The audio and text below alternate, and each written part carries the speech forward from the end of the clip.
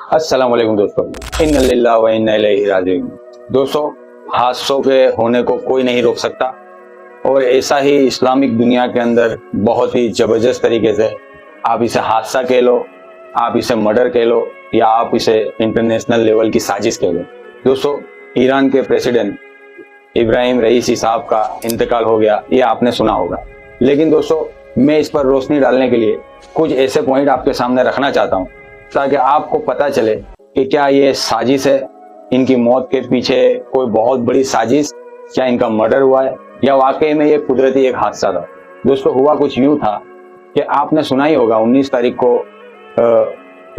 Iran के president जो कि अजरबैजान की तरफ रवाना हुए, वहां से उनकी मीटिंग खत्म करके वो जब वापस लौट रहे थे तो उनका चॉपर क्रैश हो गया और एक बहुत बड़ा हादसा हुआ। उनकी तलाश की गई, लेकिन 18 घंटे की तलाशी के बाद वहां पर उनके चॉपर का मलबा मिला और मलबे को देखकर लोगों ने अंदाजा लगा लिया कि इनमें जो भी मुसाफरी कर रहे थे, जितने भी लोग थे, सारे के सारे का इंतकाल हो चुका है।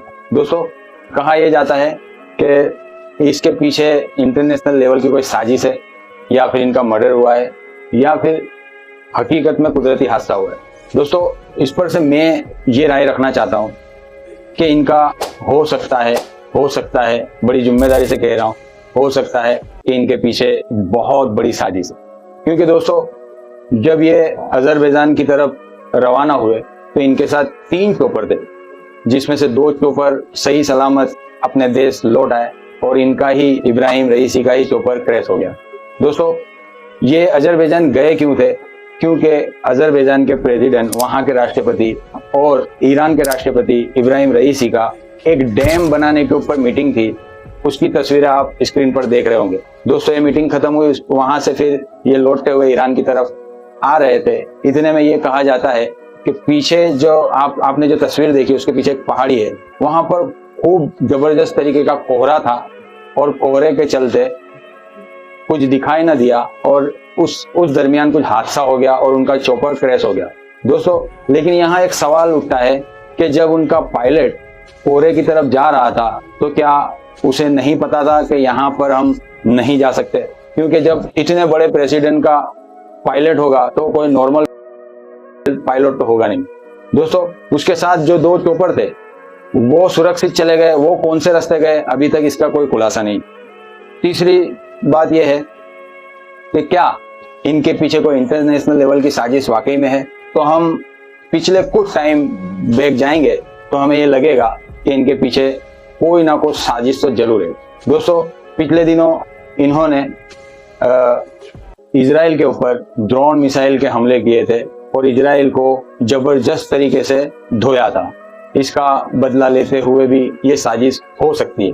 दोस्तों, तीसरी बात यह है कि जिस चॉपर के अंदर ये ट्रैवल कर रहे थे वो चॉपर मेड बाय अमेरिका था।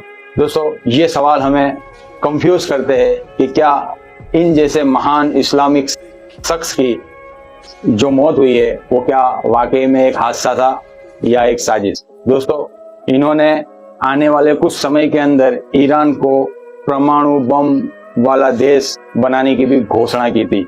हो सकता है ये यूरोप कंट्री को पसंद ना आया हो और इनकी गेम बजाने में उनका ही हाथ हो सकता है। दोस्तों, एक तरफ एशिया के तमाम देशों ने इस पर शोक जताया है, हमारे हिंदुस्तान ने भी कल के दिन शोक का दिन रखा है, ऐसे ही तमाम गल्फ कंट्री ने इस पर शोक जताया है। लेकिन यहाँ पर ना अभी तक इजराइल, ना अमेरिका, ना यूक्रेन, किसी भी यूरोप कंट्री की तरफ से कोई शोक जताने का ना कोई ट्वीट आया है, ना ही कोई मैसेज या ना ही कोई मीडिया के जरिए कोई मैसेज पहुंचा है।